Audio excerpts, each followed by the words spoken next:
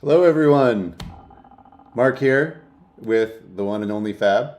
We're here today to wrap up the mixing contest for the Party Department's Crave, sponsored by Soundtoys. We have a bunch of prizes to give away. Fab is going to talk about the top three mixes and what he liked about them, things that he heard, and then we're going to do some Q&A. So start queuing up your questions for Fab, and let's talk a little bit about the video, which was centered around your mixing template. Okay. Lavoisier said, nothing's created, nothing's lost, everything's transformed. And that's the same for my mixing template, meaning that over time, the way I work evolves. And back in the day, in 1912, I think we shot that video on the Titanic while it was sinking.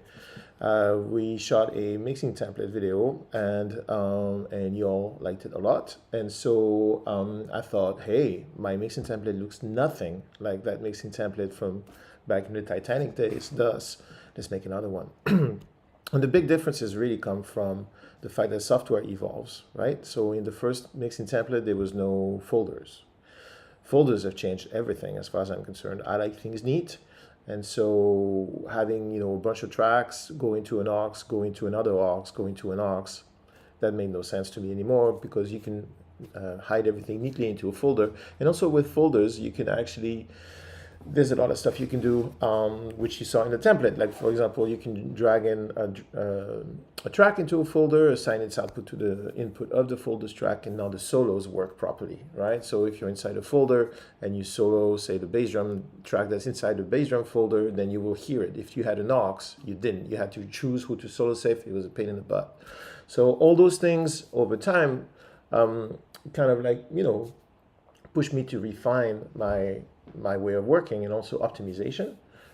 Because as I move forward in my career, the least amount of, and I'm going to be very technical, fucking around with the computer, the most amount of music is the balance I want to reach. Thus, if I can automate all the menial crap, then I will do that, and that template is designed for that.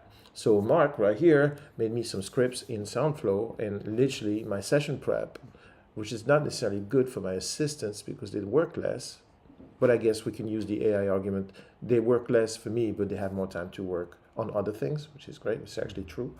So anyway, now between the template and the scripts that Mark made me, session prep went from like an hour to about 5 minutes. And it works really well, and it's a great way for me to get to where I want to be really quickly. And as you saw, because all the parallel processing and all the often used effects are already in there, then I'm able to really focus on what the song wants as opposed to click and search for plugins and stuff like that, which I can still do if I have a different idea for that one song. But in general, I'm up and running quickly, and it cut down my mix time. This template cut down my mix time by a third. Mm-hmm. Yeah. And it didn't happen like this. Like, there's insane amounts of versions of that template over time. They're named by the day that I came up with it. So there's probably a new one since then. Nothing dramatic, but just like details, like maybe a plugin is replaced, maybe UA, for example, UA didn't replace, but added the ATR 102 to the UADX platform. So now the ATR 102 is in Spark. So now I don't have to bring as much DSP on the road because it's native. Yay. There's a new version of the template for that where I replaced the 102 UAD by the 102 Spark. Stuff like that. But the bones of it, that's what I work with right now. Yeah, pretty awesome. Brilliant. That your folder workflow in that is something for everybody to pay attention to as well. Yeah, it's that. Yeah. To me, after looking at everybody's work, and I have, since I'm on most Puremix shoot. By the way, we're here in sunny but nippy Los Angeles, California, to shoot a bunch of really great songs with a bunch of really great people, new mentors coming on the platform. Surprise, surprise! You'll see that in the next 2 or 3 months. Very, very great people. We also shot in this very place. The reason why we're here is we shot a how to record vocals in a less than ideal environment video with the amazing Ben Thomas. And there were some, like, how can I say, last minute changes And our original plan for the video had to be scrapped an hour into the video setup, and the artist bailed on us. And he found another artist who's unbelievable, and it turned out that they wrote the song in real time on camera here on this kitchen counter, and everything is recorded and played in real time with a portable rig. It's nice. So we're here in Cali for that, but I had some recalls to do, and I do my recalls. I'm able to do my recalls with just my laptop and an Apollo, and that's it. And the template is a great part of that because I'm in full control of how much DSP I use, and everything is very tightened. And I see how everybody works because I'm on shoots. I'm on all the shoots. I've been on probably 95% of all the shoots that you've seen on Puremix. I'm there. I direct when Mark is not doing it. I direct. Mark is going to do it more and more. But I've seen everybody's workflow, which is a great advantage to me that I pass on to you. And so there are a lot of people who work in the pre-folder workflow still because their template is so extensive and they don't have the time or the need to switch to that workflow. Personally, it hurts my feelings to see them scroll through so much stuff all the time. I can't do it. I'm too lazy for that. I want to see everything in one spot. I don't want to scroll too much. It hurts my finger. So so I believe that if you're a Pro Tools user, the folder workflow is the easiest, fastest way to have an organized session where you can trace issues and minimize the amount of scrolling. Just saying. Quick note about control surface stuff too, which Yes. you don't need to use the template, but the way that he laid it out changed how I was using my surfaces. That's completely. amazing. Like if you have an S1 or an S3 or any of the Avid stuff that talk to Pro Tools quite well, I have a preset on the Yukon U-Control that I have an S3. I bought an S3 used on Reverb for like $2,000. And it's a little finicky because it's used, and one of the faders has its own sense of democracy, it just goes its own way. But that's okay because in general, it's not that big a deal. I'm happy it was cheaper. And essentially, I have a preset where I see all my folders right on the right there. All 16 are there, and it's always the same, like if I had a real console. And so when I'm balancing, I'm able to push things without having to think too much. It's awesome. And just for that, it's worth it. And the reason it's possible is because the folders are fixed, right? So bass drum, bass, guitar, keys, all leads, all backgrounds. And so all that's there. And then I have a couple parallels that are also there. And so I'm able to massage the mix without having to think that vocal is always here, the bass drum is always here, and the master is always here. It's nice. And that's only possible because of the folders. Otherwise, it would be a mess all the time. It used to be such a mess. Also, it spills nice. Yeah. Yeah. And every session looks the same all the time, ever. All the time. Yeah. This is great also for assistants. If I have a new assistant, for example, somebody who's just coming up, and he's preparing a session, if something's off, I know because it just looks wrong. And I say, hey, dude, that's not how you do that. You know, and the same for stems. If I don't have time to do the stems myself, which most of the time I don't, I can give it to any of my assistants who are familiar with the process, and there's no tracing anything. Everything is in the same place. If you're looking for the bass drum, it's right here, no matter what, and that's pretty awesome. From time to time, I get a song and say the assistant's on tour, like my assistant is on tour right now. And so he doesn't have time, and I don't want to put on him to have to do, session prep. So I have to do the session prep myself, and being as lazy as I am, for some songs I don't do it. I just go straight into the session and rock, and then I regret it. Yeah, so I go into the producer session, I forget my workflow, and also it's part laziness and part curiosity. Like I want to know, like I just did this for... Rodrigo Cuevas and Lila Downs. So Eduardo Cabra sent me this amazing session because these sessions are cool. He's a professional, everything's tight. And it was a duet between Rodrigo Cuevas and Lila Downs. And I was like, okay, what happens? And it's a cool song, and it was not super enormously complicated. So I was like, what happens if I mix outside my template? Is it going to sound the same? Am I going to go as fast? Am I going to, is it going to be painful? Is it going to be cool? Am I going to learn new shit? Am I going to be, stumbling upon new ideas? So I decided to not use my template. Part laziness, part curiosity, and yeah, it's not as much fun. I mean, I was looking for shit all the time. I was like, "Where's the bass drum? It's to the left. But is it this one? Is it that one?" Control surface, forget it, because it was a zoo, and also the stemming. That wasn't fun. So yeah, the it sounded great, sounded the same as my usual stuff, but it wasn't as much. The flow was not as nice for me to work through. So yeah, the template's worth it. You've been doing a lot in Ableton lately too.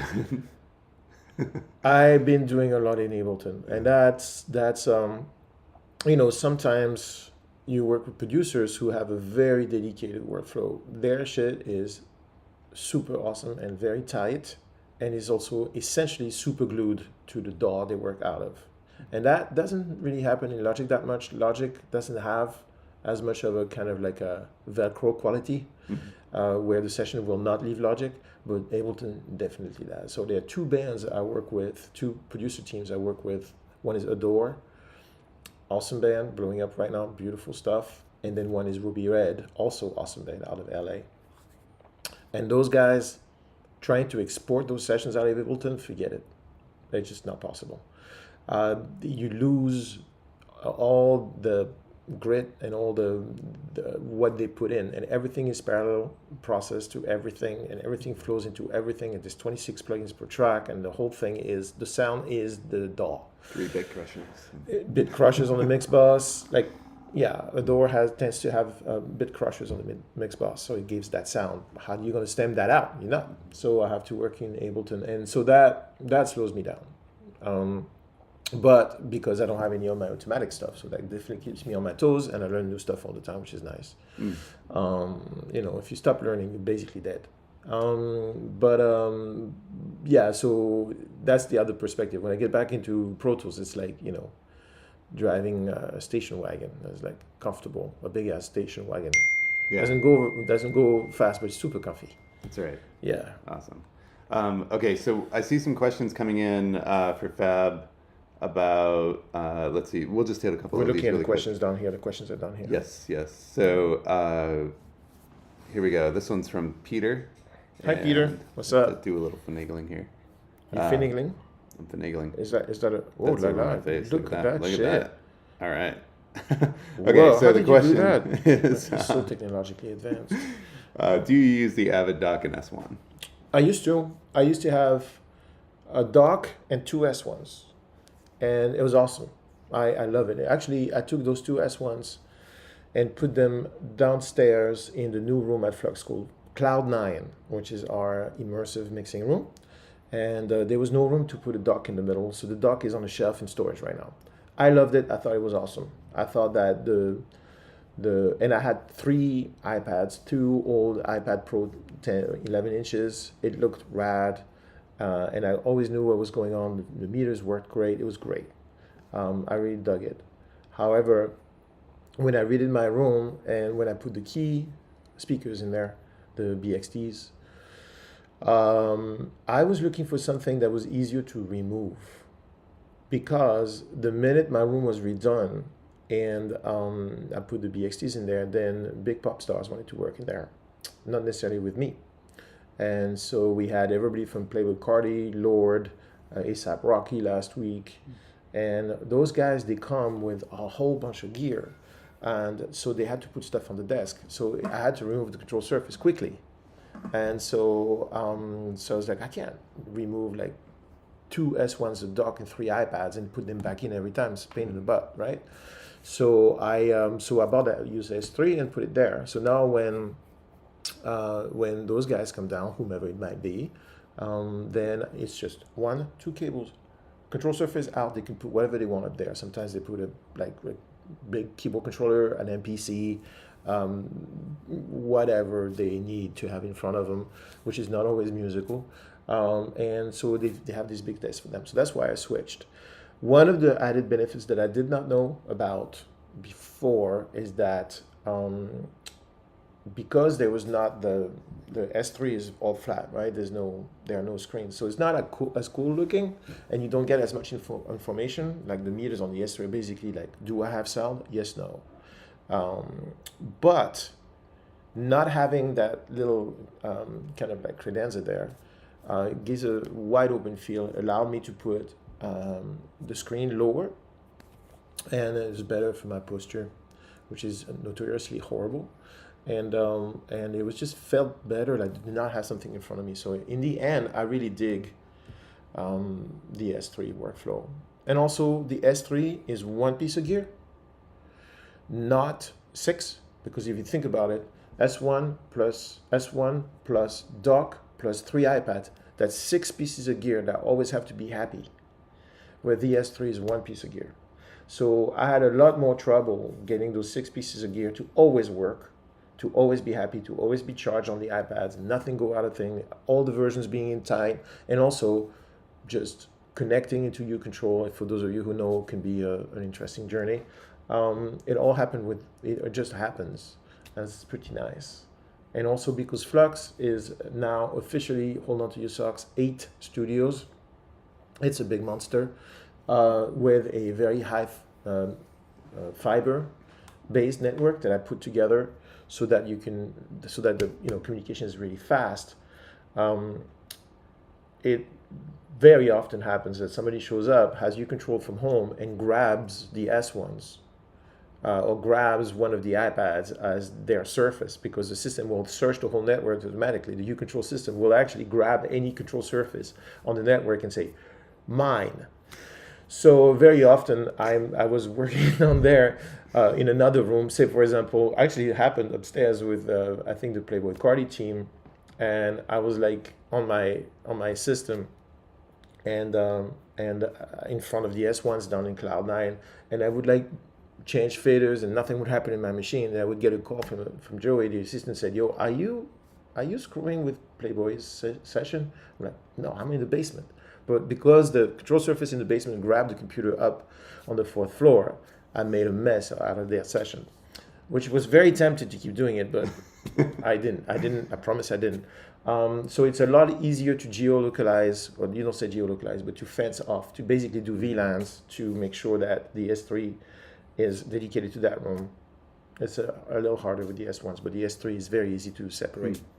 That's cool. So that's another reason why it's there. There you go. Nice. Yeah. Okay, so I'm going to put a pause on questions. We're going to do questions after we announce the winners. And before we get to any of that, congratulations. You have some Grammy nominations. I'm on some Grammy-nominated records, yes. That's very nice. Some big Grammy-nominated records, including Record of the Year.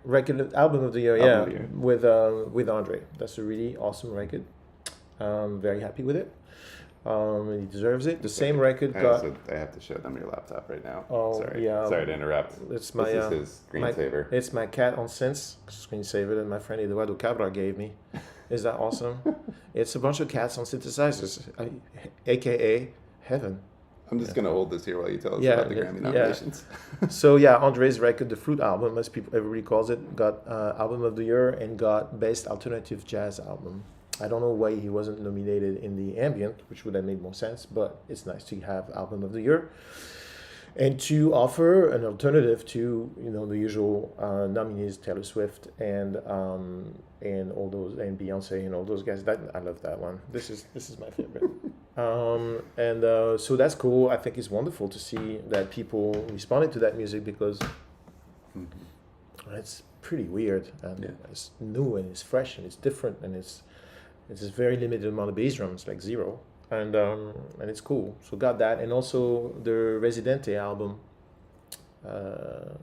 got nominated for Best Musica Urbana.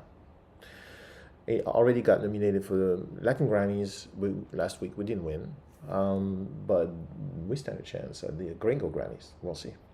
So awesome. Yeah, that's cool. Those are good. Those are good records. What I like about this stuff is it is really boundary pushing music. Both those records, and usually the records that I get nominated for tend to be the weirdest records on the nomination stuff. I mean, last year was Cabra. That record is bananas, but whoa, it's not going straight to Z100, if you know what I mean. Those are really creative, interesting records, which I'm lucky enough to get the calls for, which is nice. And so the Cabra album was great, got nominated in both. The Snarky Puppy album won. That was cool. I mixed the immersive for that. And you saw the making of it on Puremix. It's nice. And so it's really nice to see music that is not catering to the very narrow niche of, you know, the 15 to 22-year-old audience get a nod. It's cool. That means that we can do whatever we want and we can succeed. Not that the Grammy is a sign of success, but the Grammy is a sign of people paying attention, which is cool. Yeah, awesome. Yeah. Yeah, congrats. I got a good feeling about this year, Fab. I'm glad you have feelings. I do. Many feelings. I have, this is 22. Yeah. This is number 22. 22 nominations. So and in the Latin, in the Grammy lingo, the Grammy lingo is very complicated. So I have, what's the exact wording? It's really complicated, but I am on 22. I have participated in 22 Grammy or Latin Grammy nominated albums. And after 22 of that and no win, I am like, nah, cool. Right. Oh, that's nice. They like the record. You can't make it about you. Yeah. If you make it about you and that's what you chase, you're done. Right. You know, it's you'll be disappointed 98% of the time. It's not a good feeling to be disappointed. So I just stopped paying attention. I pay attention, but I stopped giving it credence. I just look at it and I look at it. Oh, this is cool. People are paying attention to that record. Yes, good for that record. And then if it doesn't win, then, you know, I'll be 20-time Grammy loser. Fab Dupont, yeah. It's awesome to be nominated. It's a nod. Yeah, it's cool. Yeah. It's a great feedback on the fact that the music moved people. Yes. Love that. Awesome. I think that's awesome. All right. Let's get on to our winners. Okay, First. hold on. I have a cheat sheet for that. Okay, sweet. While we're doing that, guys, I got to do the usual YouTube thing. If you could throw us a thumbs up, do the like and subscribe thing, all of that. Smash the buttons, as the kids say. So, okay. Smash the button? Smash the button. Oh, I don't Smash spend a the lot of like time button. on YouTube. I don't have time. So You're smash. all over YouTube. Yeah, but I don't look at it. Right. Smash the button. Smash the button. You I- got to that- smash the like button. No, I don't. There's some See what undertones that I'm not sure I like. We have 12 likes right now. Okay, we're There's special. 100 We're of so you in here. special. Cool. Also, guys, feel free to start dropping your questions for the Q&A section now. I see them, and I'm able to save them for later. So if you have a question, throw it in the chat. I already got some from you guys about AirPods. We got some other stuff in there, too. So we'll get to all those. Mark sees everything, knows everything. See everything. Yeah. Okay. First up, thank you so much to our sponsors, Soundtoys, for sponsoring Yes. the mixing contest. It's amazing. Those How are great long- plugins. How long have you been using Soundtoys? 20 years. Yeah. And they're still incredible plugins. They were incredible day one, and they're incredible now. Just like an LA2A was great in 1955, it is great today, or Yeah. 65, I forget. Those plugins are bananas. They were the absolute backbone. They've been the backbone of what I do pretty much my whole mixing life. And they were the first one. They were the first plugins to come out that had a vibe. Before that, you had EQ1, EQ3. There was an EQ1 and EQ2 before there was EQ3, just so you know. There was a Comp 1 and Comp 2 before there was a Comp 3, if I remember well. And those looked like, machine language coded stuff, and it sounded about the same too. And I remember going to an AES a long time ago and just showing up at the Soundtoys booth and say hi to Ken, who is the designer who used to be at Eventide back in the day. He's the guy who invented a bunch of those algorithms that are made the H3000 the thing that it is. And so I was pretty starstruck. I was like, oh, I can't believe this dude's here. It's amazing. So I struck a conversation with him. We became friends. These guys are awesome. Everything they make sounds great and is super reliable. Works, never a bug, never a problem, never a version problem. That is solid code and it's great sounding stuff. I think the first one that I sprung for was Echo Boy. Yeah. And I used it on every single mix for 20 years up until Ripple came out. Yeah. Then we made Ripple, so now I use Ripple. Yeah. And then the other one that I used forever was Decapitator. and I used Decapitator pretty much on everything until Spice Rack came out. So these are amazing plugins. They're really, really awesome. Phase Mistress, Crystallizer, and the one that's on every session, like every single session I get today, is Little Altar Boy. Every session I get from every producer has Little Altar Boy on it. They all use it differently, but they all use it. Everybody does. And I think that's one of the price lists today. So yeah, Soundtoys is the shit. Double Lock Deluxe on Double Lock factory Deluxe. settings Yes. is one of my favorite parallel compressors ever. It's amazing. It's awesome. it's built-in grime. It's great. And Ken and the Soundtoys team have amassed an insane amount of vintage gear up in their shop in Vermont. They have everything one could possibly want, and then some, and some shit I didn't even know existed. And they're really spending the time to really listen to it, and to really pay attention, and to really analyze it, and to really make it sound like that. For those who are into accuracy, Soundtoys is the way.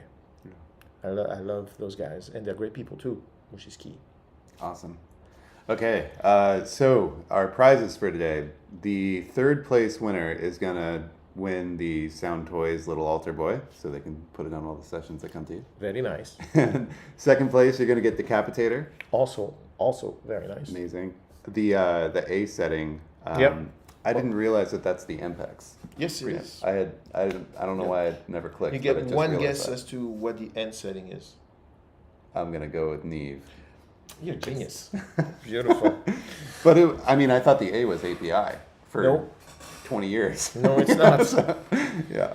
All I right. was like, I never got an API to sound like that. No. Okay, and then first place winner is going to get the entire bundle. Everything Soundtoys. That's fucking awesome. Yeah, it's rad. Bravo.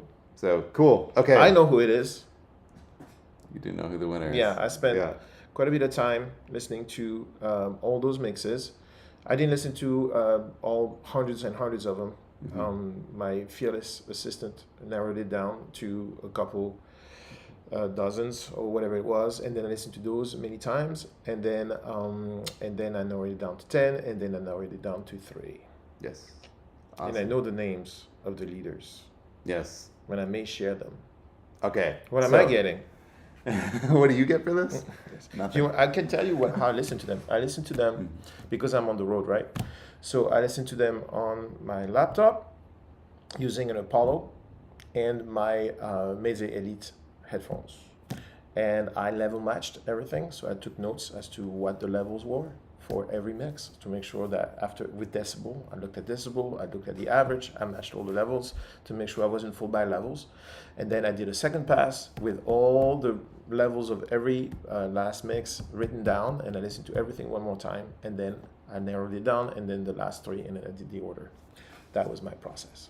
Awesome. And we do know who the top 10 are, so we will tell you guys those. Oh yeah, we do.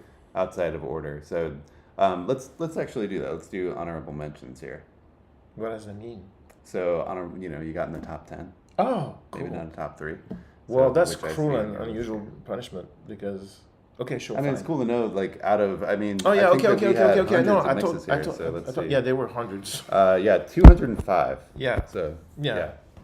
So, There top definitely 10 is. out of 205 mixes is awesome. Okay, so, okay, so I just say the names. Yeah, and they're not necessarily, they don't have to be in any order of the top 10. Oh no, You know, there's no just don't give order. the I top just, 3 I yet. just, Yeah. yeah. Okay. have So I don't sound say the effects for 3 top in 3. green. Correct. Yeah. Okay. Yeah. Is that difficult? For Otherwise, you? I don't get to use my. Oh yeah, you have it. He has things. So in the top 10 we had, and I don't know if those are the real names.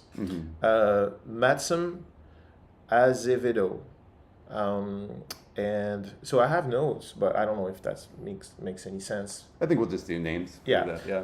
Aurélien Garassus. My female intuition tell me that person's French. P. Milani. Glenn B. Sneheider Serna. Samonti. And Alan Heller.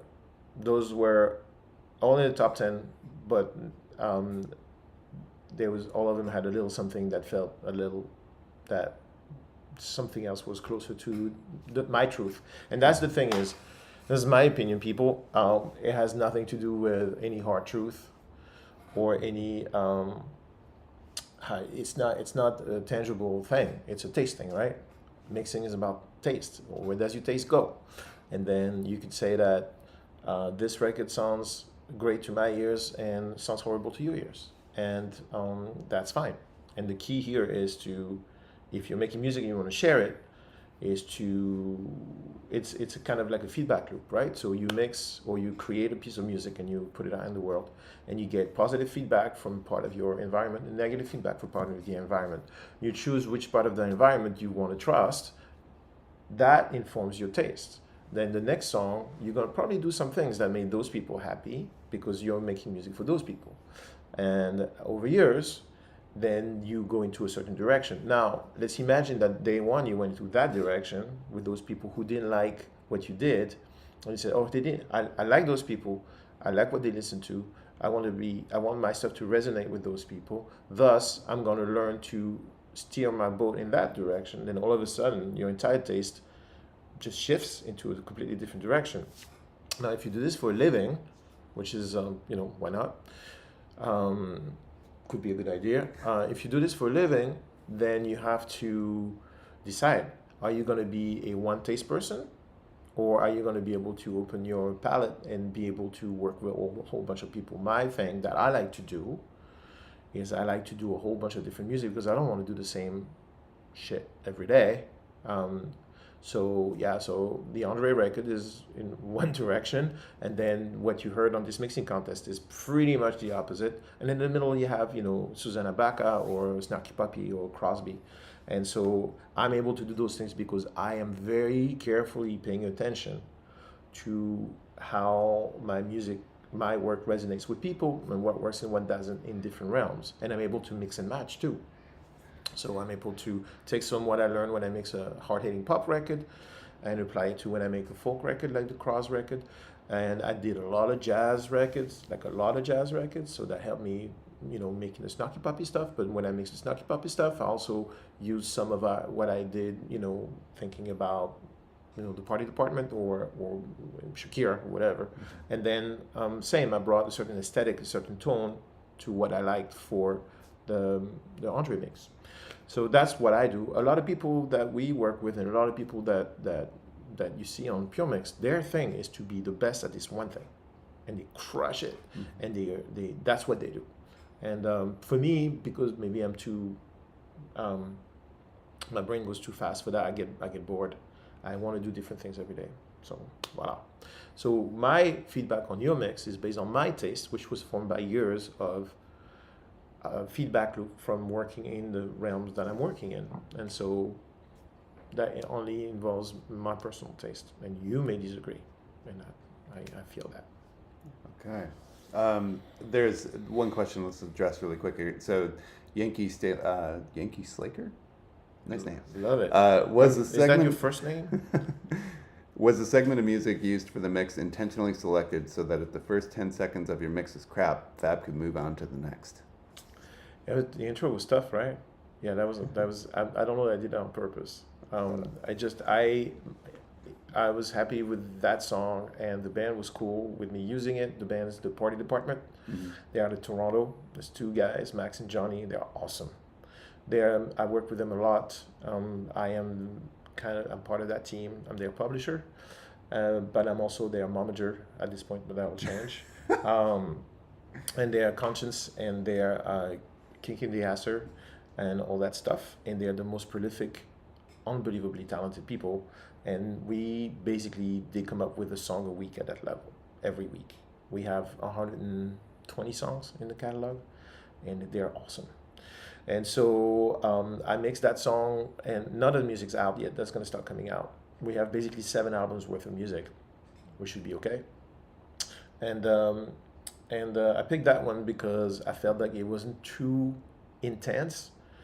And because of the dynamics and how the flow was, that intro in the stems, I didn't want you guys to get distracted by structure. I wanted just basically a basic, simple balance with some flair. But you could do it with just balance. And that was kind of like a bait and switch thing. It's like, okay, here's a bunch of stems. Are you gonna go to town with it and then get lost, or are you gonna show restraint and stay with that? Because the stems were pretty rad as it was, right? And the stems came out of my mix, and I made sure that they were not super polished, but that they were close enough so you guys could have fun. And but in the process of that, then that pickup was a little rough, but that was a thing to solve. There you go. That's why Jesus invented automation. That song was also used in your How to Listen Balance video. It was. Yeah.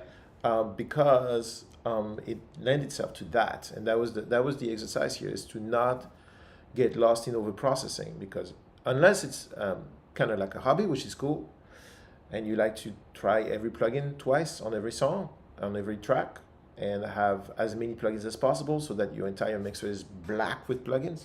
And if that's what you want to do, that's awesome. Like if you makes you happy, that's great. But for the sanctity of the music, in that case, that may not have been the way to go. Mm-hmm. You know what I mean? Music first, and then nerdery later. Yes. But if you're into this for the nerdery, like for example, if you see me around synthesizers, very few songs are made, or a lot of noise is made. Very few songs are made because I just fuck around with the synthesizer until I get called away, really, because otherwise I will not stop. So I understand that feeling, I have it, but for music, for me, I always try and keep control of that, make sure that I don't get lost in the gear. Mm-hmm. And I heard in some of those mixes, some people get lost in the gear quite a bit. Happens. It happens. Yeah, it's cool. One of our top 10 is in the YouTube chat. So shout out to him. Surprise you. Awesome. Awesome. Okay. Enough making the people wait. Let's do this. Okay. All right. Third place first. So here. Third place. I got my things. Oh, sorry. I'm Don't just steal my joy.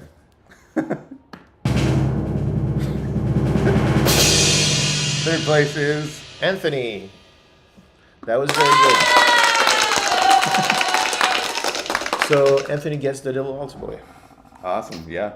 Great. And he wins the altar boy. So Anthony did something very interesting. Anthony is the only person out of all the mixes that I heard that delivered the mix at -14. Anthony delivered at Spotify level. And so I level matched. I made sure everything was level matched. But that was cool because it gave Anthony a little more headroom that people who delivered at mostly everybody delivered at -10, -9, LUFS integrated, which is, full disclosure, where I deliver my records when I'm trying to compete against the world. Of course, I'm not going to deliver a David Crosby record at -10. It serves no purpose. Nobody cares, right? Or the Andre record. Andre came in and said, I want this. This is a quote. This is amazing. He comes in for our first session, he said, I want this to be the quietest record on Spotify. I said, you want what?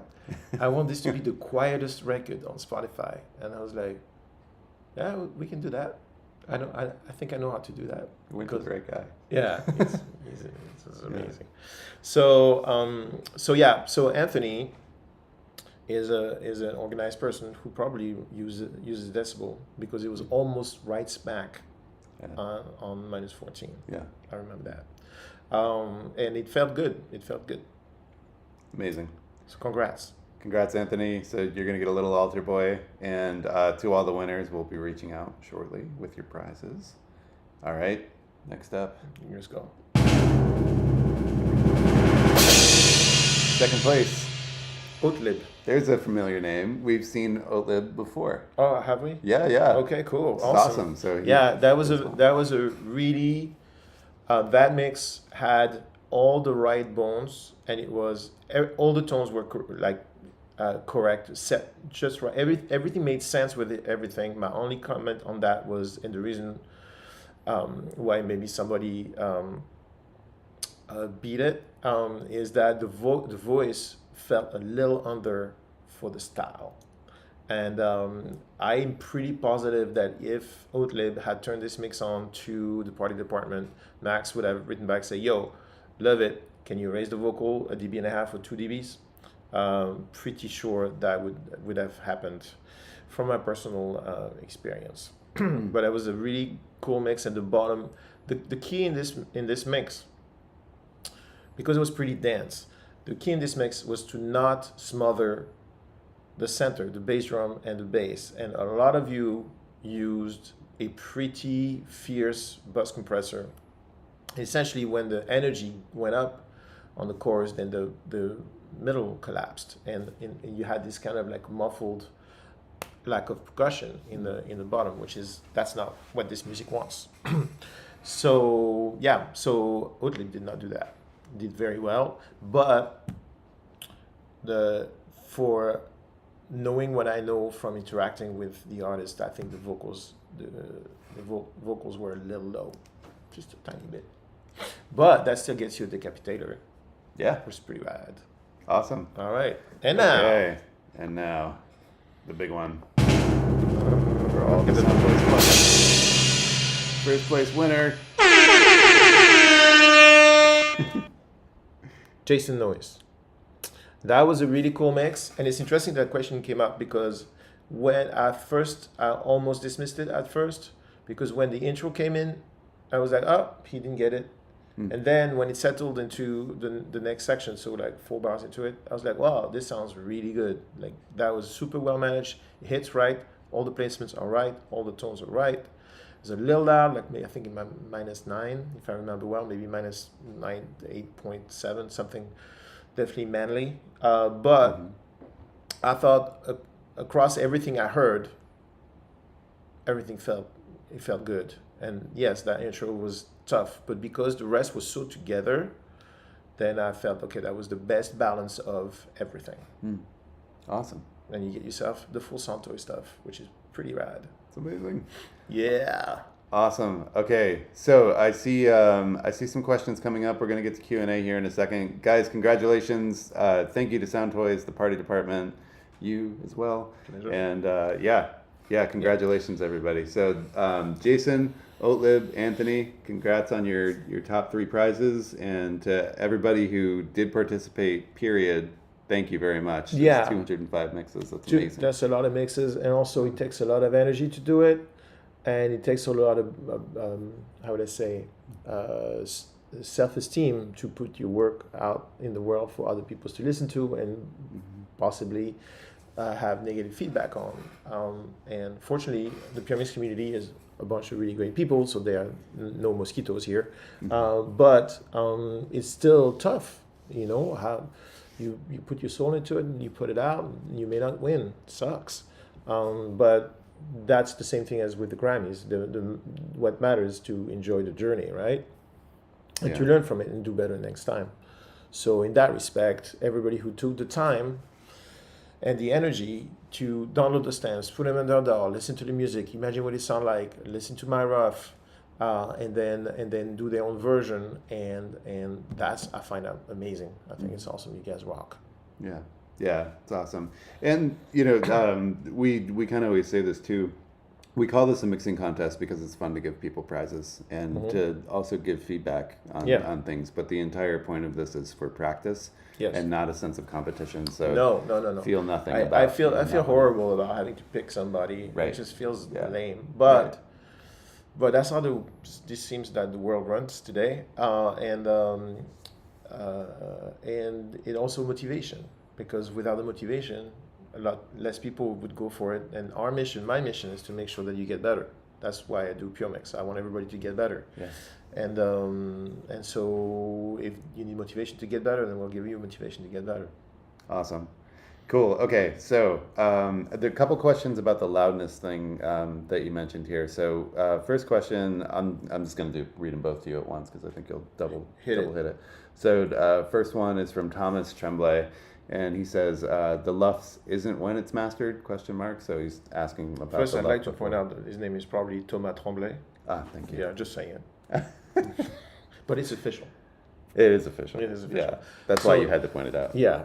So no, that's not it. LUFS is just like DBs. It's a newish. It was new at one point. Standard way of measuring loudness in audio signals, and it's called loudness units, you know. And so the way you can measure anything with LUFS, you could measure a bass drum inside a track with LUFS. You're a Puremix subscriber, download Decibel, you have it. It's for you to use. And you can insert Decibel on every single track and read the LUFS value of every single track. You could read the integrated value, which is across the entire program material, or the short-term value across 3 seconds, I think, or the momentary value, which is like instant. And it's a better way, in theory, it's a better way to measure loudness of music than the old system that were basically a measurement of electrical variations. VUs were, designed to measure vocal levels based on the amount of volts going through a system. And so the new standard came in and accounted for a weighing system so that bass has more energy than high end, and so that was taken into consideration to make this new system. And this is what everybody uses right now, but it's not just for master; it's for every level. You can figure out what LUFS level. By the way, LUFS LKFS is the same. It's just the island of Great Britain puts a K instead of the U, but it's all the same. This is how we measure the loudness of music now. So my mix is at minus 10 LUFS. My mix, Spotify levels at minus 14 LUFS. Apple Music, I think, is at minus 16. It's hard to say. Tidal, depending on whether the thing works or not, it's at minus 14 or minus 16, and you have different levels in there. It just changes. But on average, that's how you measure music these days. Not just the masters, any kind of music. Yeah. The number I love in decibel is the true dyne. True dyne. So that I came up with that. It tells everything. Yeah. True dyne is something we invented, really. It gives you the true dynamic range with the LUFS type weighing of the signal. So instead of saying, oh, this thing has 4 dBs, regular dBs of dynamic range, when you read the dynamic range of your music, especially integrated, true dyne integrated over the course, you really know, you can really get a feel over time as you learn more and more of the different kinds of music and how much energy they have. You can really tell what the dynamic range is with that true dyne thing. It's cool. Yeah. It's like a peak over average for the LUFS world. Yeah. It's very nice. Awesome. That's what I look at now. Okay, the last one about that loudness thing was from Monsieur Thomas. Yeah. The question is, how was the loudness important? You asked for a non-mastered mix, right? Correct. First, I don't know what a mastered mix versus a non-mastered mix is. If mastered means loud as fuck, yeah, it's probably better to not have your mix be loud as fuck. That's a technical term, loud as fuck. The loudness is important is because if I did not listen to all those mixes at the same loudness, then I could fool myself into thinking one mix is better than the other because it's louder than the other. So I analyze the level of all those mixes and I make sure I listen to them all at the same level, because your brain is wired to pay more attention to the loudest signal. It is a human failure thing. Human brain is very unfinished. And so, so to avoid that, I made sure that I listened to all the mixes at the same level, no matter what level they were delivered at. And I use decibel for that. I ran them, I looked at the integrated of decibel, and I took a note, and then I compensated on my monitor in console. Cool. Because we love you. There you go. And we want it to be fair. It was taking an extra step to make sure it's awesome, which is cool. Okay, let's move on to some Q&A. So guys, questions for Fab. This guy. He's got lots of answers. I have some answers. Depending on the question. Okay. You want to talk about food? I have lots of answers. Yes. And wine. Wine also, but yes. Food more. Okay. Okay, so Ian McCauley says something that wasn't clear to me in the video was whether the vocals are going into the music parallel 76 in your template. Yes, it does. So, I mean, there's an old joke that says, you know, there are musicians and there are drummers. You know what I mean? It's a lame joke, especially if you're a drummer. So the way the template is done is there are two main parallels. If you, there's the drum and bass one, and then the music one, or the band one, I guess we could say. And yes, the singer is part of the band. Let's just put it that way. So yeah, it is. And you see that because the folder that has the leads and the backgrounds, they both go into the music parallel, or I call it music crush these days, just to call it what it is. Yeah, awesome. Yeah, guys, if it's not clear too, the mixing contest is around Fab's mixing template video. Yeah. Which you can download his mixing template from that video and give it a shot yourself too. Yes, you can. So Yes, you can. definitely do that. And we kept it simple so that it's it'll work. Yeah. Awesome. Okay. Easy one. Spendog. Will you do this again? What are we discussing? There's lots of things I want to do again. Mixing contest. Mixing contest, yeah, of Absolutely. course. Yeah. So we have them planned out currently. We're planned far into next year. Yep. So Yep. many more to come, with the next one, I believe, being announced next Monday. So stay tuned. Yeah. The Lowland Mixing Contest came from the fact that we switched. You probably have noticed that Puremix is now on a really fast, new, shiny platform that took literally 2 years to reprogram the entire thing without affecting your experience, and we switched to the new platform. And one of the things at the switch that was left behind was the mixing contest engine, and now it's just being translated, so we can do mixing contests again. Yeah. So sorry we had a little lull there. We were hearing from you guys. We got your emails. We saw you, and the team got to it, and now it's awesome. Yep. So, and if you have suggestions for us, let us know. Mm-hmm. It's fab@fab.com. Send all of your feedback. Yes, it's fab@puremix.net, to be precise. Yes. Okay, what else you got? Okay, was it? Let's see. So, do you want to do the name? Estación One Records. So much better at that. Was stuff not to have references of levels, was intentionally. No, but I can make a rule. Maybe the next mixing contest I'm involved in, I said deliver your record at -12, and you're gonna hate it because you have your own way of doing things. I imagine I have my own way of doing things. I've been delivering my records more or less at the same level the whole time, for every time for years, and it's settled right now. It's settled around -10. If I get a demo that's weak and loud, and from a team that just doesn't understand, then I have to go match that, and that sucks. Like I'm like fighting. It's not my natural habitat. My natural habitat that I've built over time. If I wanted my natural habitat to be -6, I could do that, and in a few weeks or whatever mixes, I'll be there. But I don't want to do that. It sucks. It's just, it makes everything complicated, and you chase distortion. It's a pain in the ass. So my sweet spot is 10, and which is already pretty loud. I know Tony Maz delivers at 9. I know we discussed with one of the new mentors yesterday that he likes to deliver around 10, but sometimes he has to max levels at like -6. So if I tell you you have to deliver at -12, what you're going to do is you're going to mix in your normal realm. It'll actually probably save a step for me. That'd be nice. Yeah. You would mix in your normal realm, and then at the end you would be like, oh shit, it's too soft, or oh shit, it's too loud, and then you would artificially move it to that spot. We could do that, or you could have me do the work. I guess it's a good idea. Next time, I'm going to impose a delivery thing. That will be an extra exercise and less work for me. Nice.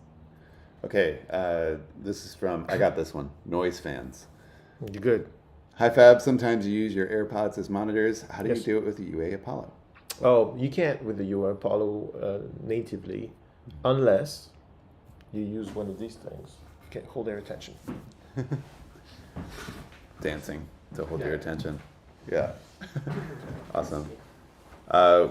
We should actually do a couple things about AirPods, because we have some insight. So if you want to natively, and I'm back. If you want to natively go from your Apollo, you have one of these, things.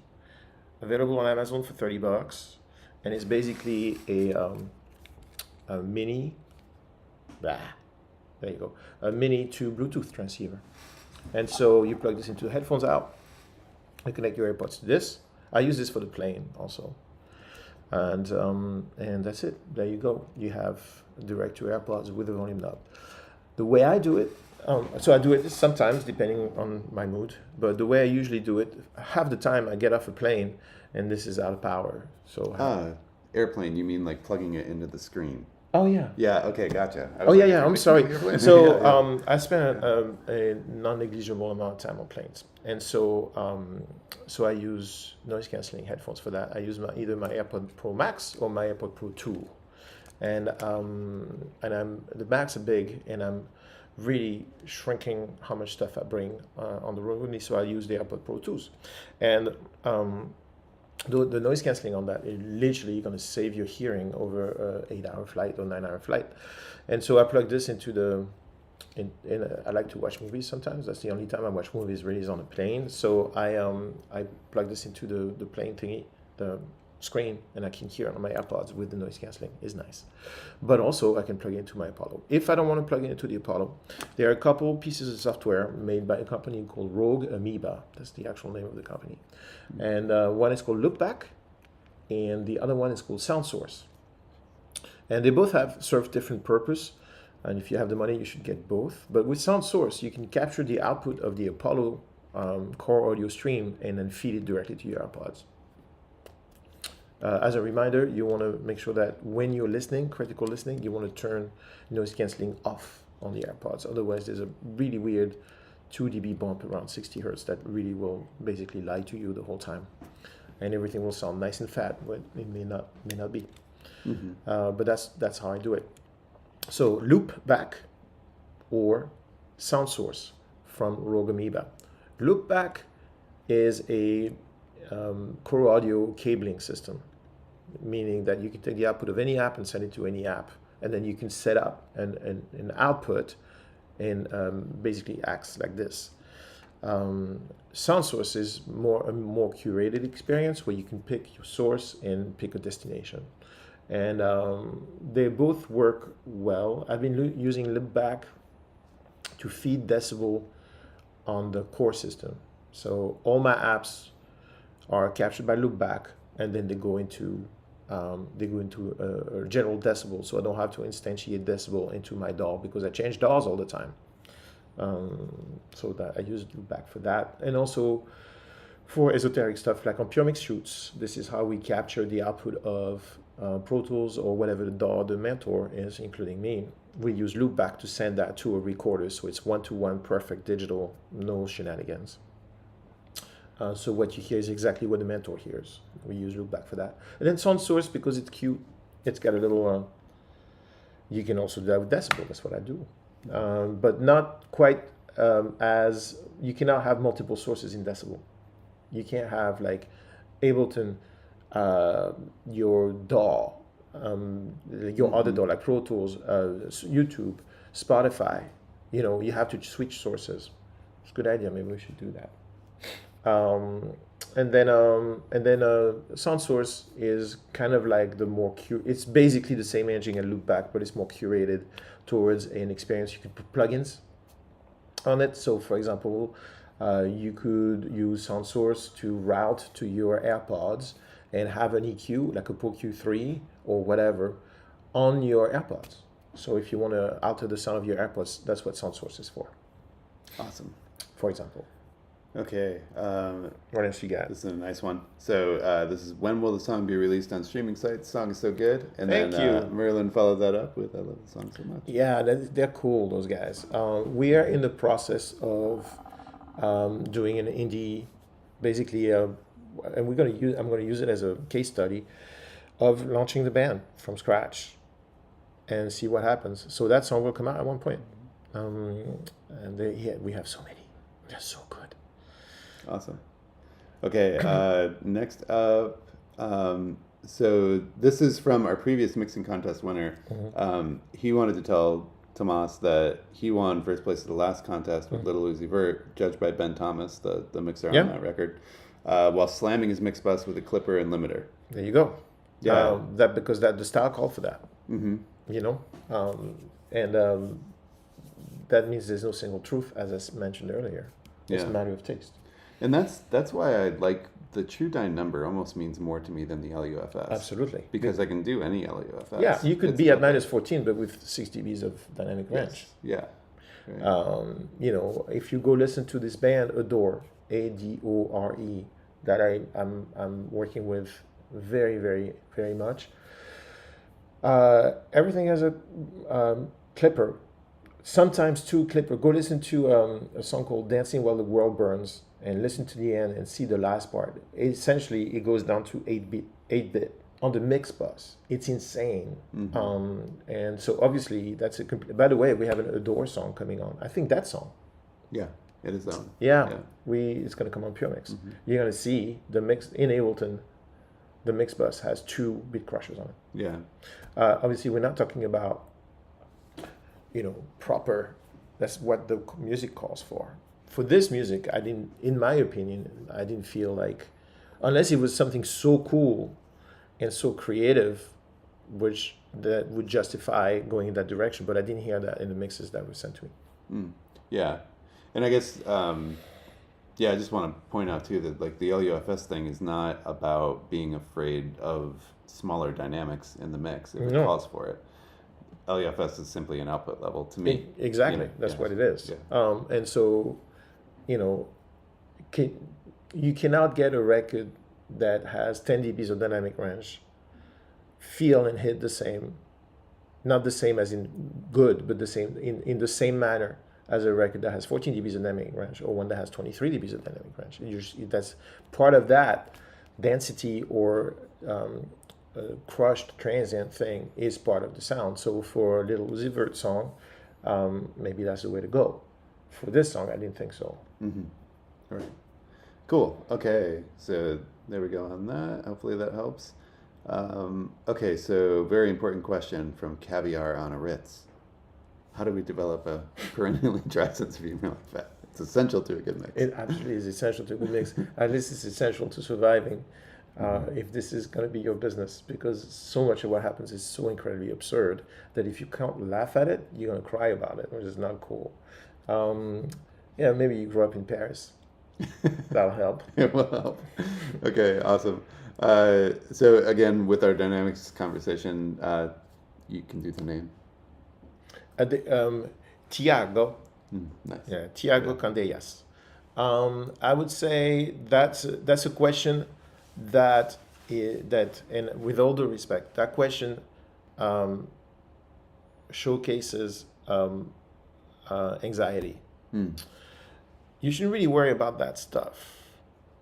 And so it's very difficult. You have to decide. You have to train yourself to have a taste. And so we should actually probably do a video on this. It's like, this is what it sounds with 10 dBs of compression. This is what it sounds like 12 dBs of compression. This is what it sounds like 4 dBs, all level matched. And you could do that yourself, right? So say you have your mix and you don't know how much compression to have on the mix bus. Also, it depends on the compressor. If you have 4 dBs of compression on an SSL 4K compressor and 4 dBs of compression on a 33609, it's a whole different world, because the attack and release are different and the tone is different, and so they won't feel the same. Or if you have used the Oxford compressor, it will be even more different. I know that, for example, I can have 8 dBs of compression on my hardware dangerous compressor, and you don't hear it. If you do 8 dBs of compression on SSL 4K, it's like a 5-year-old mixed it, So, there's no real number. But what I propose you do, Thiago, is you take your mix as it was, exactly as it was, right? And you use decibel, and you put decibel after last thing on your mix bus, and then you take where you're at right now, and you look at how much compression-ish there is, because it's hard to say, right? But you could say, it's peaks at 4 dBs of compression, whatever. Then you compress more, you compensate the level, and you match the level on the decibel. Then you record that. And then you do it where you compress less, and then you record that, right? And then maybe you do more variants. But let's do broad strokes. Do like 2 dBs, 4 dBs, 6 dBs, 8 dBs, for example. And then, but you level match all the results. You could do that very well with Mix-Up. You could record all that stuff, put it all on Mix-Up, and let Mix-Up do the leveling for you, and then you compare. And then you see which one you like, which one feels more like the records you listen to and you want to match, which one has more energy or less energy, which one makes you feel like you're a badass or not, and then inform yourself from that. I can tell you that if I mix on an SSL compressor, which these days I have an SSL compressor on my mix bus. I don't know why, it just happened that way. I used to have a 2500 on my mix bus all the time. It's still in the template. Sometimes I change. If I see the needle on the bus compression going around 4 dBs, I'm like, wow, I'm overdoing it for my taste and for my vibe, right?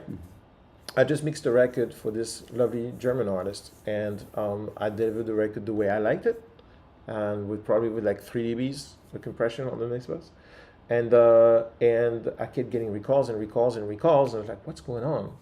And then she sent me a bunch of refs, and that stuff was like compressed. So I went in and I delivered the record with probably 5 dBs compression on the mix bus, and immediately she was like, oh, this sounds great. There you go. So there's no number that I can tell you. What I can tell you is that you need to do the research by doing different things and then saying, okay, this is what I like, and it sounds like that. This I don't like, and it sounds like that. Somebody asked me to do that, I can do that. And this I really like, but it doesn't sound like anything else. Maybe that's my way. Maybe that's your sound. Great. Okay. Will, quick one.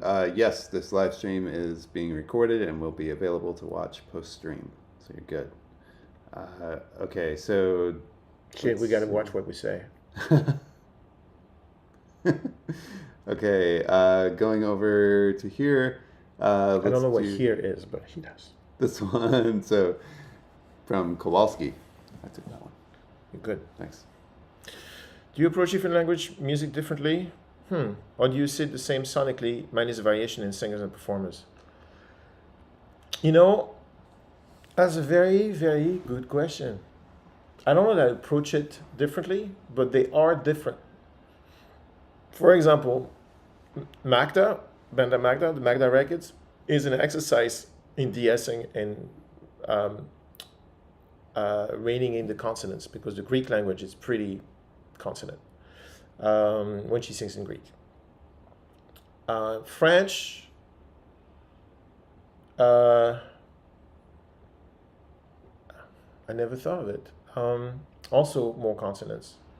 Spanish, less consonants.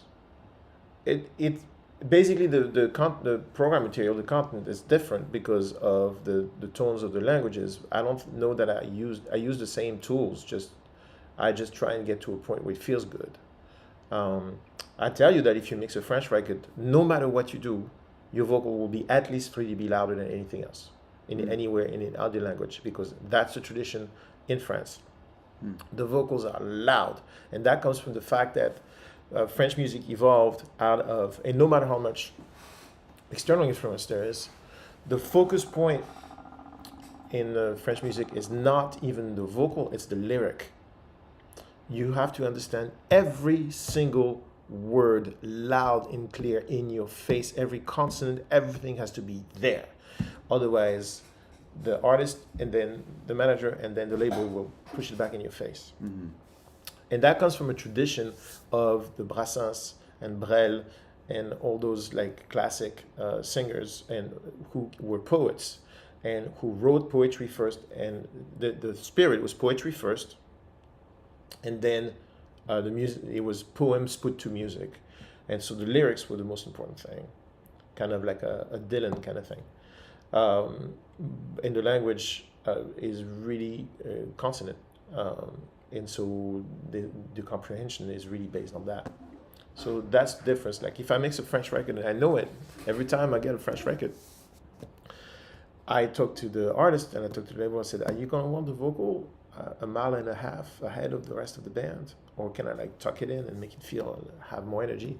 And they always say, no, man, yeah, we want it to sound cool and everything. And then halfway through the mix, like, could we raise the vocal? And it's just decades of tradition. And it's very hard to undo that. And so the point there isn't to not undo it, is to just make it so that it feels good. the best you can. So this last record I did, this last French record I did, the artist name is Laura, Laura Kn, Chahen, and she's bananas. And go listen to the record. There's 2 singles right now. I think there's one called Quitter la ville, which means to leave the town, and one called Partout that's coming out right now, this week, maybe Friday. And you'll see exactly what I mean. And it's like super vocal forward, but I did my best to make it like ASMR, like you're inside the record the best you can. I love that record, and that was a discussion. Oh, I don't hear the K in this word, and I don't hear the T in this word is not 100%, partout. I have to hear the T of two. Are you kidding? They know it's partout. There's no other word like that. But no, every word has to be super forward. And it was a challenge.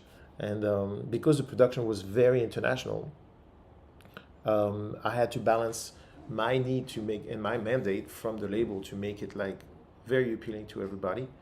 A very good production by Laura and production partner Josephine and Mike Lindsay in England, and I inherited the record on the mixing stage. It was so beautiful, but I wanted to keep the energy and the raw power of what they've built, which was wacky and super cool and very interesting, and still make everybody happy with the vocal levels, which was really tough. It was really tough. But I think we did it in the end. Nice. It happened. Awesome. Okay, a couple more here, and then we got to wrap up because we got to move on to. Yeah, we have a shooting. shoot this afternoon. Awesome. Okay, so question from Chris Elliott. He says, "Is it still possible to have some feedback on the mix we submitted so we can better understand what we could have done to reach the top 10?" Yes, mix tank. That's Cool. why Jesus invented mix tank. Put it Call on. yourself Jesus? I invented mix tank. Shit. Mix tank. That's what it's for. And so this is something I've been reflecting upon. Puremix is a big community. There's thousands and thousands and thousands and thousands of people, and we're all busy. I think that we all have to help each other, and there are some people who are in different place in their journey. Some people are just starting, and some people are way ahead in their journey. And so Mixtank, that's why Mixtank is there. Mixtank is so that you're a Puremix member, you're in a community of positive people, upload music to Mixtank and ask for advice. And you may not get my advice, but I don't know that my advice is necessarily better than people who are, it is. I have credence because I have records that are out and some of them do pretty good, cool. But the reality is that you're going to get different opinions from different people, and then the perspective will help you form your taste, and then you won't need anybody. I'm now reached a point where I know what my shit sounds like, and I am the worst critic of my own stuff. There's very few people who tell me, "Oh, this sucks," that I really care about. Not because it's an ego thing. It's just like I know where I'm going, and I know where I'm going based on years of paying attention to it. And this is the same for you. You have to design that, and of course, you need guidance, and feedback is key. But if you're working by yourself and you're not working with an artist, that's tough. That's why we have Mixtank.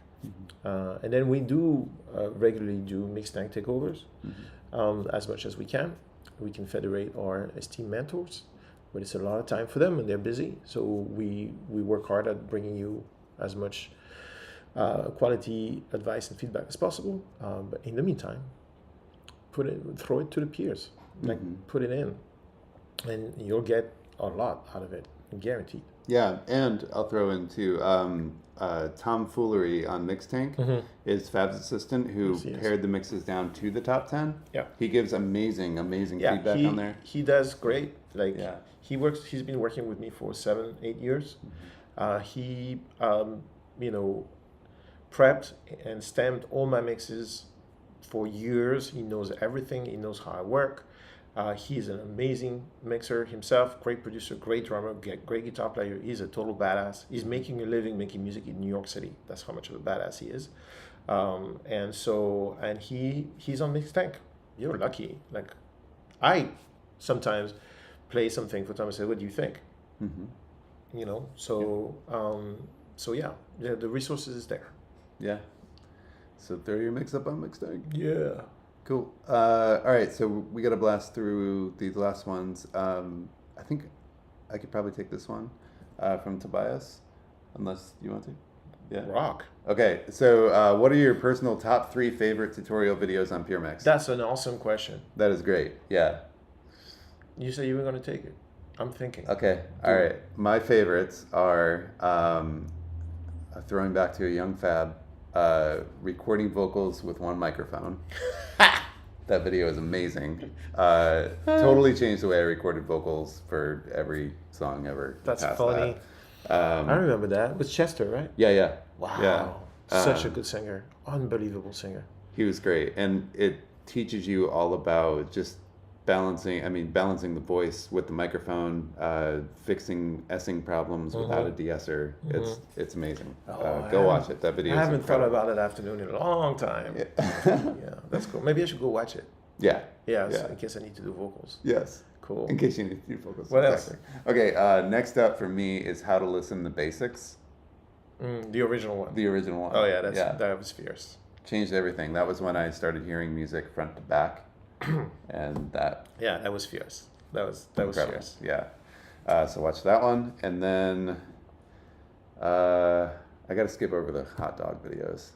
I just skip over the food. Yeah. Yeah. I got to think about a third one. Any of the how to listens are amazing. We spend a lot of energy on those. Yeah. They're cool. They're useful. To me, that's the best educational content that is out there. Is the How to Listen series. I think it's incredible. He's biased. Yeah, I'm a little biased, but I didn't do the video, so. You know what I really enjoyed shooting, which I thought was groundbreaking, because nobody had done that at the time, was when we went to shoot with Andrew in his studio, and we shot the same song on the Neve and then in the box. So we did 2 mixes, one in the box, one on the Neve. And that was pretty rad. So that was a huge undertaking, and I felt that was really groundbreaking because nobody had ever done that before, and it helped demystify a lot of the process and a lot of the tones. I thought that was really cool. Also liked a lot Rich Keller's video on his vocal mixing video. I thought was really well explained, and could really help everybody get better vocal tones because it was clear and to the point, and no filler, no crap, and it was really good. I really enjoyed that one. Yeah. I don't watch my own videos. I shoot them and then I consider them done. I have to give a nod to episode 1 of Greg Wells' Start to Finish series. That was awesome. Songwriting. Yeah, we had dinner with Bryce Drew 2 days ago. Yeah. That was awesome. Greg's amazing, and that is Sunset Sound. That is an epic series. Yeah. Totally worth the time. So those are cool, and also there's a couple of Vance videos that I think are wonderful. Yeah. Like the one with what's the name of the band? The latest one. Latest one is the Weird Sisters. The Weird Sisters. Yeah. That's awesome because it showed just how informal and impromptu things can be, even in a very expensive studio like Blackbird, and where he had the drums in the control room just to do the demos, and then went and redid it elsewhere and in the live room with a different sound. And I think that what was great about that is that to me it showed a less curated and a more impromptu version of what really happens. Shit is not done by systems. Like, things happen, and the more systems you have, the faster you go. But sometimes you just walk right by something special. And so I think those videos are awesome because they really give you an idea of it. They demystify, like, how do they do it? That's how it's done. Like, it's wacky. And very often there's a vocal take and something was broken, or the singer is literally eating the microphone and they won't re-sing it, and that's what's on the record. And no, you can't get them to re-sing. Not gonna happen. And so you have, and that's okay. It's gonna happen that way. You gotta get used to things not being perfect ever. And I know that I have especially for some reason, my European friends, my French friends, my German friends, tend to think, but you can't do that. I'm like, yeah, you do whatever. It's like, whatever. You have 2 hours. You got to do it. Or, but you're the mixer. You're not supposed to change the bass drum. That's the producer's job. I'm like, nah, dude, that's just not how it works. Like, you have to mix the record. The producer wants you to make it sound good. The bass drum sucks. Replace it. It is what it is. And no, you don't get the credit. And maybe it's not part of the nomenclature, but nobody cares. What people care is when it hits, either on vinyl or on CD or on Spotify or Tidal, whatever your poison is, that it sounds right and it touches people. That's what matters. The rest, the school stuff, doesn't matter. And so that's why I like Vance's videos, because it's like whatever, and it always makes it sound exactly like Vance, no matter what happens. And that's bananas. And I'm in there in those shoots, and I look at him and I look at him do his thing. And I'm like, yeah, go rock. Just like, yeah, do your thing. It's all good. And we try and capture everything for you guys to really see what it's really like. And there's no hiding and there's no smoke and mirrors. There's nothing hidden. It's the real shit. And that's good. That's great. What else you got? Okay, so this will be our last one here. This is from Luizin Nomatse.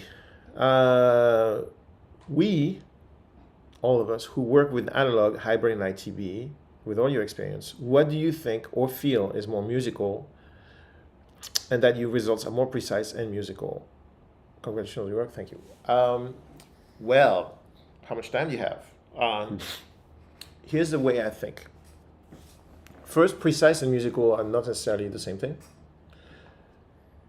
I don't think. Evidence by as evidenced by Vance, or as evidenced by, I don't know, the Ramones, or the Sex Pistols, or any traditional African field recording with the most ridiculous players in the universe, where it's a mess and you can hear, lions in the background, whatever.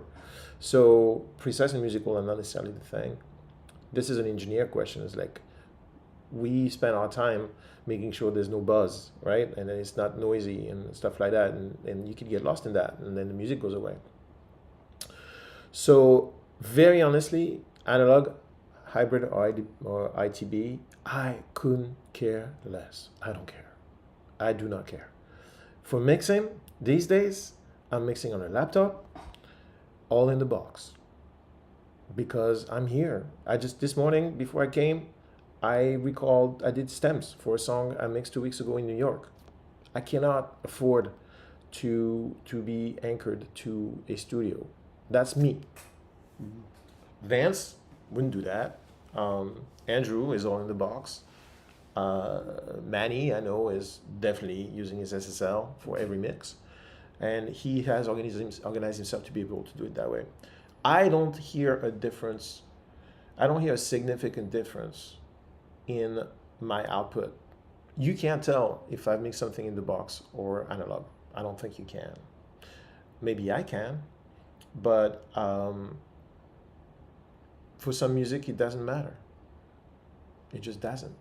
Or actually, probably better to be in the box, because there will be 700 recalls. And then every time you recall in analog, something goes away and you're chasing that. And this goes away as in like changes.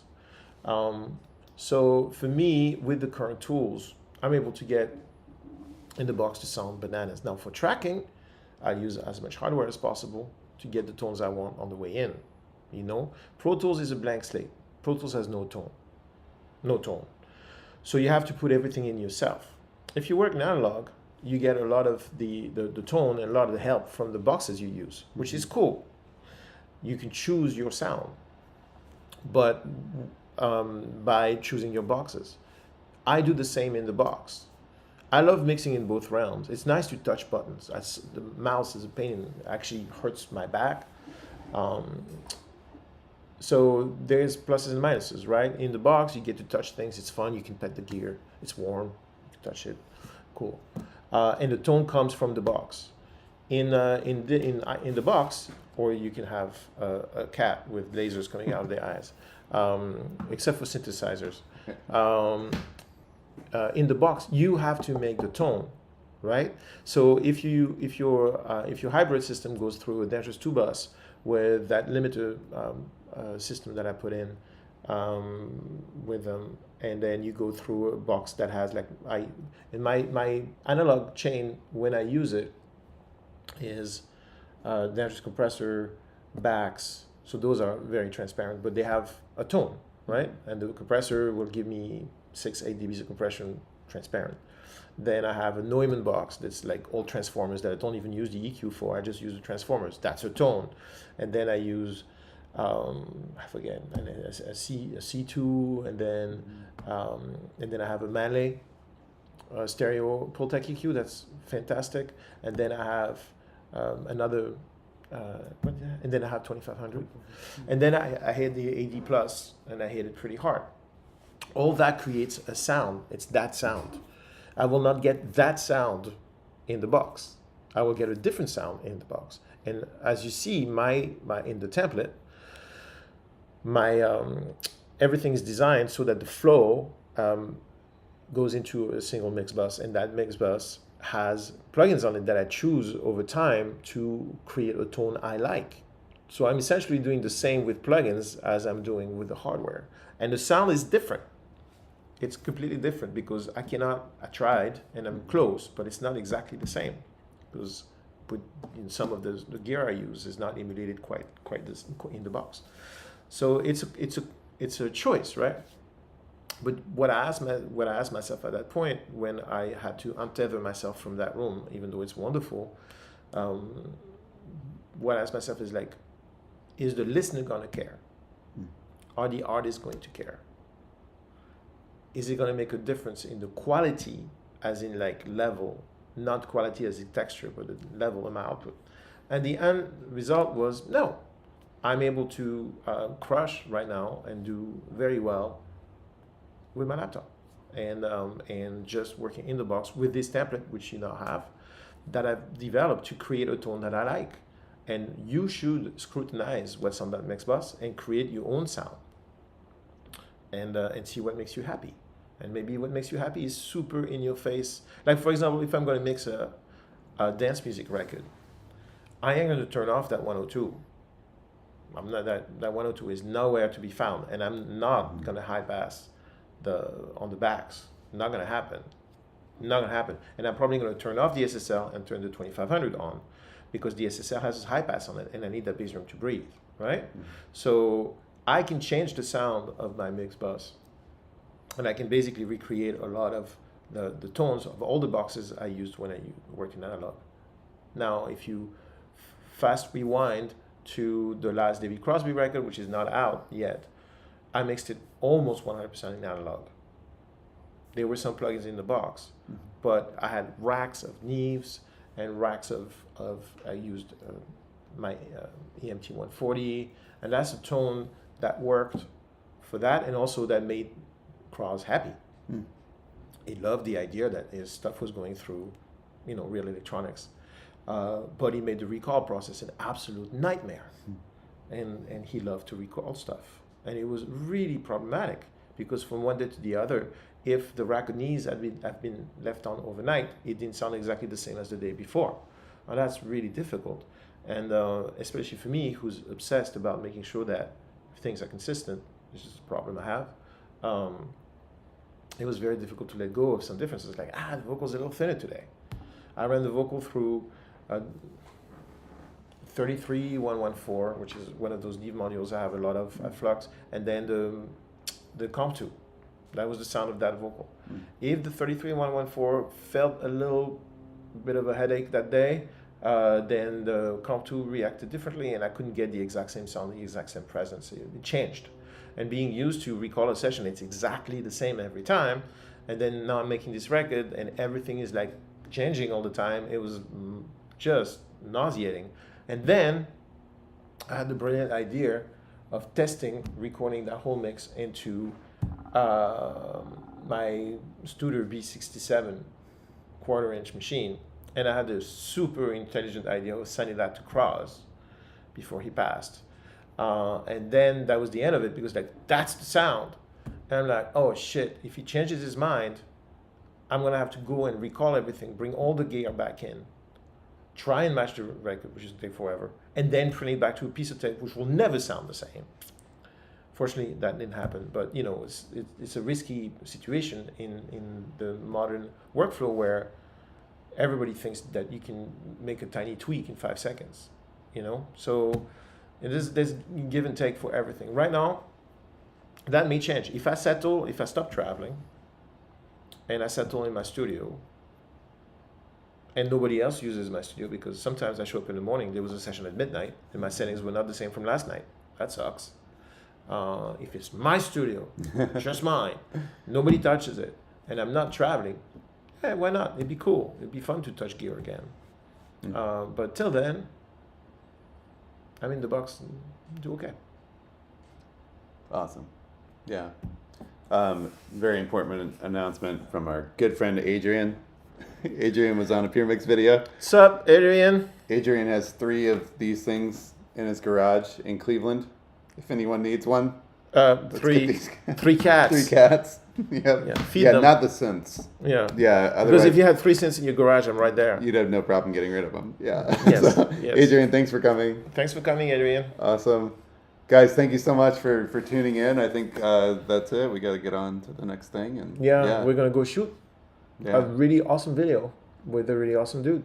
I can't say who right now, but you know his name. And it will be out on Puremix in January, if I remember well. Yeah. Great. Awesome. Cool, Cheers. guys. All right. Thanks so much for tuning in. Bye. Bye. Yeah.